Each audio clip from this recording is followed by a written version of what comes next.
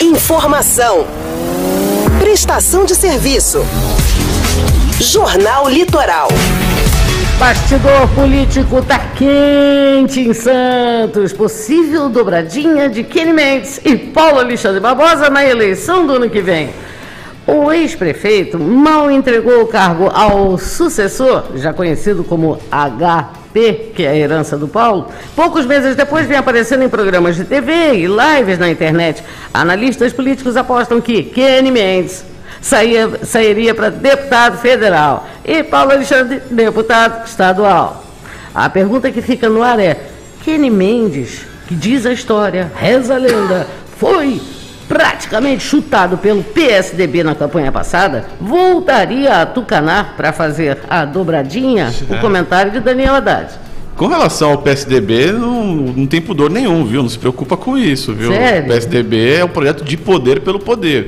Se expulsou, se não expulsou, se chamou, se não chamou, se vai para a direita, se vai para a esquerda, se vai para... Não tem... O PSDB é o partido que não tem pudor. Ele vai aonde põe, ele visualiza a chance de conquistar o poder, seja como for. Pelo poder. Seja como for. O que eu não consigo imaginar é que essa dobradinha nesses cargos aconteça. Eu não acredito que o Paulo Alexandre voltaria ao estado que ele estava antes de ser prefeito. Ele foi um prefeito muito bem avaliado. Ele foi um prefeito que ficou aqui há 8 anos. Estou falando das pesquisas, que, né, não estou falando... Mas ele tem números que ele mostrou ali, tanto que fez o sucessor dele no primeiro turno, o Rogério Santos, que colocam ele a visualizar um patamar maior do que o que ele estava antes de ser prefeito. Talvez um Senado, talvez concorrer ao próprio governo do Estado. Acredito que ele tem credencial para chegar e pleitear isso, se não no PSDB, em outro partido. No PSDB eu acho difícil abrir legenda para ele ou para qualquer outra pessoa para o governo do Estado, porque com a ida do Rodrigo Garcia para o PSDB, meio que ficou definido que o Rodrigo Garcia vai ser o candidato quando o Dória sair para ser candidato à presidência da República. Então, parece que isso já ficou meio definido com a saída do Rodrigo Garcia do DEM. Faz parte daquele projeto de poder que a gente está falando, Entendi. né? Que passou, inclusive, pela eleição do Bruno Covas, mesmo sabendo que ele não teria condições físicas e de saúde para continuar no cargo. A gente falou isso semana passada, antes dele, infelizmente, falecer. Era uma pessoa que eu conhecia, uma pessoa que já foi bancada aqui já algumas vezes. Enfim, uma doença terrível, muito triste, mas que já sabia que ia acontecer. E mesmo assim foi candidato. Por quê? Porque o projeto do PSDB era o poder, era conseguir a prefeitura, entregar a prefeitura para o MDB possivelmente apoiar no governo do Estado o PSDB e quem sabe até apoiar em âmbito federal o Dória à presidência da República. E aí o governo do Estado ficaria com o DEM. O DEM já se manifestou que não apoiaria o Dória por meio do ACM Neto. E aí o que foi a estratégia? Tirar o Rodrigo Garcia do DEM, porque já que o DEM não ia apoiar, tira-se o Rodrigo Garcia do DEM e coloca ele no PSDB. É tudo muito encaixadinho. Então, quando a gente fala que essa questão do Kenny foi expulso do PSDB, não tem escrúpulo nenhum. Se o PSDB vê no Kenny alguém para conseguir algum cargo, chama de volta. Vai chamar de volta com flores e tapete vermelho. Isso não é problema nenhum, porque o Kenny é um ganhador de voto forte, ele tem muito voto na região. Então, eu não acredito uma dobradinha nesses moldes.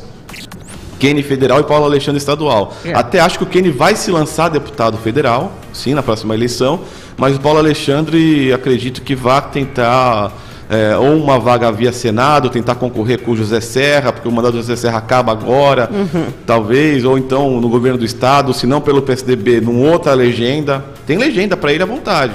Tem muita legenda que gostaria de ter o Paulo Alexandre. Então, acredito que vai ter muita movimentação, mas nessa daí eu duvido um pouco. Se você acha que ele tem poder de bala mesmo para um Senado, a verdade é que ele gostaria de ficar por aqui para ser vice do Alckmin, quem sabe. É que diz o ouvinte, sempre muito atento, o Paulo Alexandre quer mesmo ficar em São Paulo, gente. Ele quer ficar em volta do poder. Ele seria vice de uma possível candidatura a vice-governador de São Paulo com o Geraldo Alckmin. Faz sentido, por isso, esse amor todo aqui pelo Estado, aqui, ficar aqui pertinho, que é para ficar de olho, certo? Faz sentido. Nosso amigo Marcelo Garuti quer completar essa... Eu espero que o PSDB seja expulso do governo de São Paulo. Ele está mais do que na hora. Então eu estou declarando que eu nunca votei no PT, votei nessa porcaria desse PSDB, sim, votei naquele lixo daquele Aécio Neves, para tirar aquela Maria louca da Dilma. Me arrependi, não no voto do Aécio Neves, né?